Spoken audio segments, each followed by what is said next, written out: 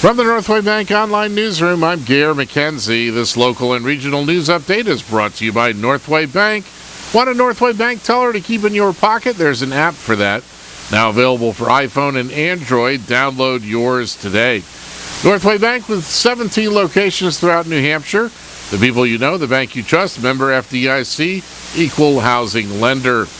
Conway police say a 22-year-old Conway man faces a potential prison term of more than 50 years and hundreds of thousands of dollars in fines if he's convicted on felony charges of distributing heroin and marijuana.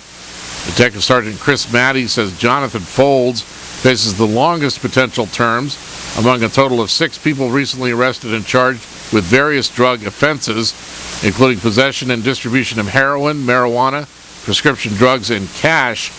Maddie says the potential penalties are doubled for anyone accused of dealing drugs within 1,000 feet of a school. Been trying to take a very strong stand on the drug activity for some time now. We made this commitment to really work on this over the last 5 or 6 months, and we generated some really good leads that led to search warrants that were executed and ultimately some arrests. School zones we're looking at are basically multiple schools in the area. We had an arrest down in Conway Village within the school zone of Conway, the Kennett Middle School, and the Conway Elementary School. We also made an arrest. We entered a house on Mechanic Street, which is in the John Fuller school zone, and then we also made an arrest in talking about a Walmart within the Kennett High School school zone.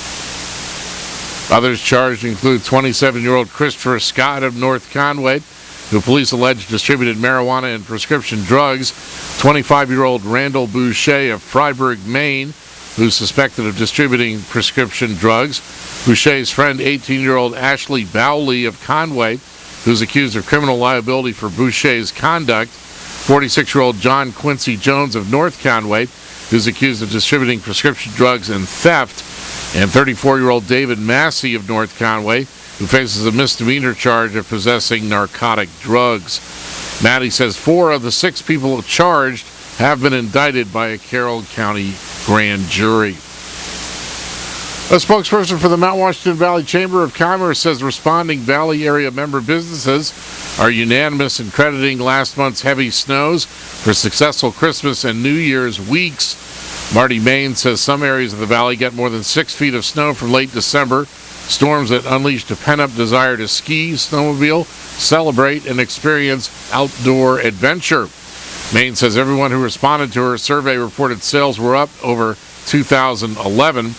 Cranmore Mountain Resort Marketing Director Kathy Bennett says Christmas vacation week sales were up more than 11%. She says the natural snow and heavy investment in snowmaking equipment allowed Cranmore to open up more terrain to help satisfy a pent-up demand for skiing. Attitash and Wildcat Mountain Marketing Director Thomas Prindle says Wildcat got 6 feet of natural snow and Attitash 3 feet last month that helped satisfy that pent-up demand. Prindle says holiday week visits to Attitash were up nearly 50% over last year, and the number of visitors to Wildcat nearly tripled over last year. On the Nordic side, Jackson Ski Touring Foundation Director Tom Perkins credits the new snow with boosting his Christmas week cross-country center visitors 150%, while numbers for New Year's weekend went up 600%. Owners and managers of lodging establishments report posting better holiday week sales well over 2011. Some Valley Original restaurants reported doing a brisk business, with Tom Kugel of Cafe Noce in Conway saying his business was up 10%, and Corrine Rober of the Margarita Grill in Glen reporting her New Year's Eve numbers doubled last year's, calling the vacation weeks icing on the cake to a year that finished up 25% over 2011. Chamber Executive Director Janice Crawford says she's thrilled to see predictions for a great snow year earlier in the season come true. She says she's confident 2013 will ring in as a record winter for adventures and vacation getaways.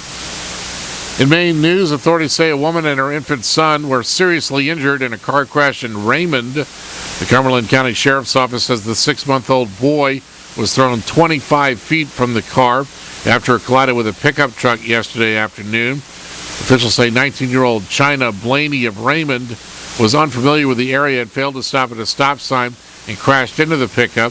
Her 6-month-old baby boy was thrown from his child's safety seat and landed in the snow. Blaney and her child were taken to a hospital with serious injuries. The driver of the pickup truck, 35-year-old Angie Hoyer of New Gloucester, suffered minor injuries. Her 2 young children were not hurt in the crash. The sheriff's office continues to investigate.